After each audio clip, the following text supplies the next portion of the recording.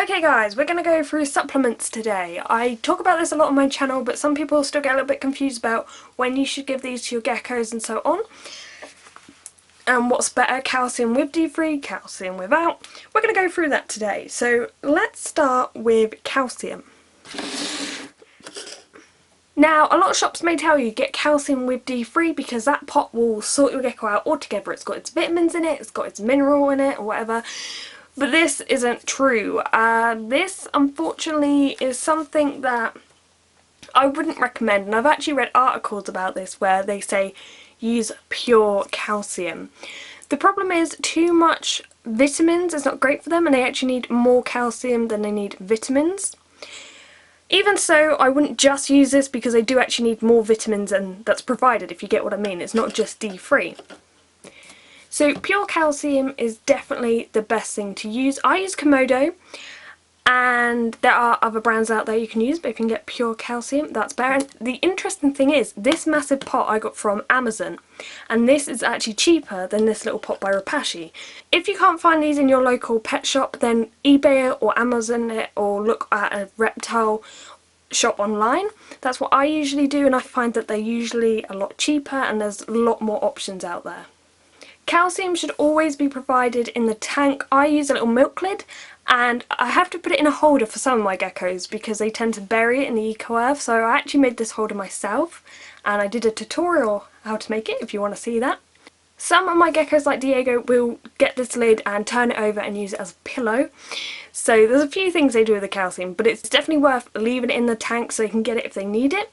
This is why things like calcium sound really bad, because you can take the effort to take your gecko out of the tank to feed it, but they'll naturally lick calcium, so if their substrate's calcium and it's not digestible, they may say it is but it's not, then you're going to have problems, and that's one of the main reasons calcium sand is really bad.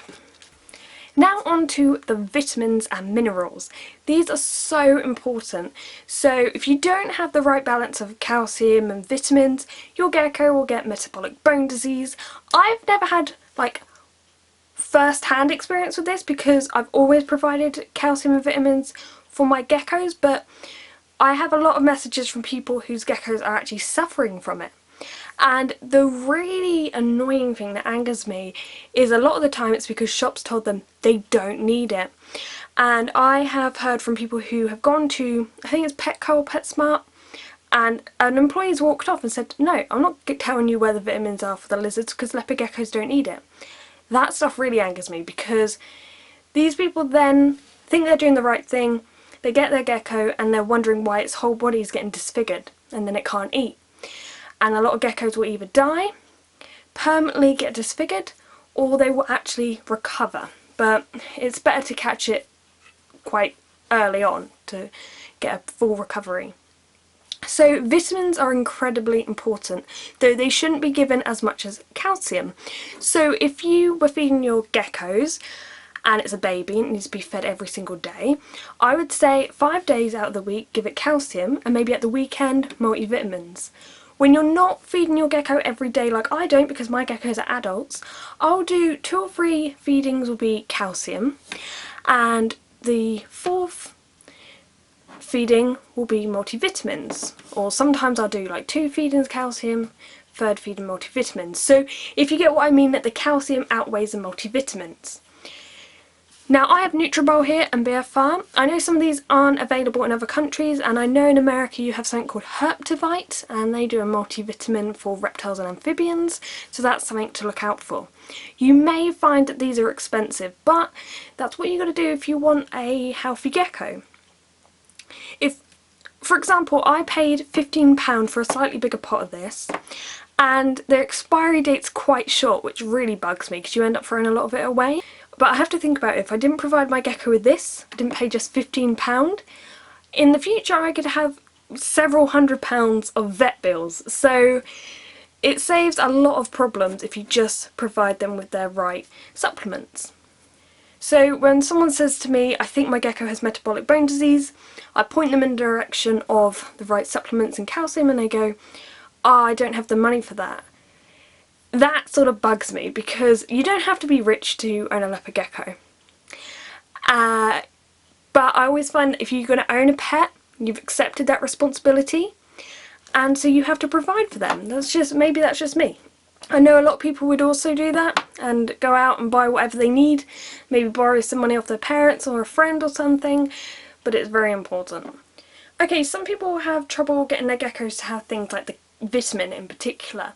If they keep turning their nose up to it, eventually they should get hungry, so they might just give in. If they don't, then you might want to put a little bit on your finger and take advantage of the fact that they lick everything, so they might lick it off your finger. Gizmo didn't eat for 4 months, but she was making eggs inside of her, so I had to make sure she was getting a calcium and vitamins, so that's what I did. Another thing to keep in mind, which I found quite interesting when I turned to this, is this can actually change their poop. For like a week after they started on this, I noticed their poo was like looking really odd. Like, I think the urinate part was really long, and I was like, what is this? And I actually looked it up, and that can happen when you change from different powders. So don't be alarmed if that happens.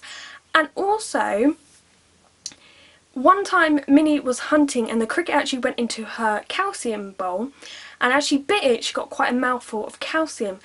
The next day I found that she'd actually regurgitated a lot of the cricket, so I think that if they have too much like calcium in one go, that can also make them a little bit ill. They might just regurgitate their food, which is totally fine afterwards. But just to keep in mind, so you don't just put, like, say, their mealworms in their calcium dish in hope that they'll just get a load of calcium, because that can kind of backfire. I know there'll still be people who will say, we don't need them, my gecko's fine, but to be honest, that's just a very small percentage, I'm pretty sure. When I have to see geckos that are disfigured, it really breaks my heart, so if I can prevent that and by helping people out, then I will. So I hope this video has helped, and if you want any more information about this, click over on my metabolic bone disease video, because that will explain a whole load of other things about supplements. Thank you very much for watching.